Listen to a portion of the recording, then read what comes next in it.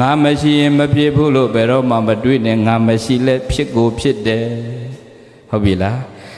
အချိန်မရွေးအရွယ်မရွေးနေရမရွေးပုံစံအမျိုးမျိုးနဲ့လာနေတဲ့သေခြင်းတရားယခုပင်လင်မအိုးခင်ကယခုပင်လင်မသေးခင်ကကြိုတင်ကောင်းမှုကြိုးစားပြုဖို့လိုလားမလိုဘူးလား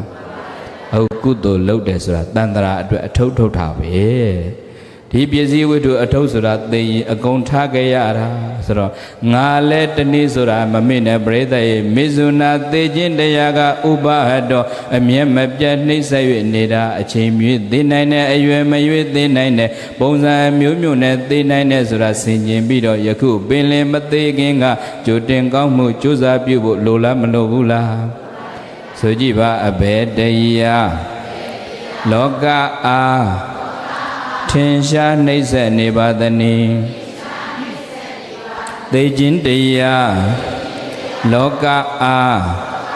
ထင်ရှားနှိမ့်ဆက်နေပါ၏ဗန္နေဘုန်းတော်ကြည်တော်မူသောမြတ်စွာဘုရားလောကောလောကကိုဝါတတ္တဝါအသီးသီးကိုကေနအဘယ်မိသောအရာကဥပါဟတောအမြဲမပြတ်နှိမ့်ဆက်၍နေပါသလဲဖျားဆိုတော့ဘောကဝါမြတ်စွာဘုရားက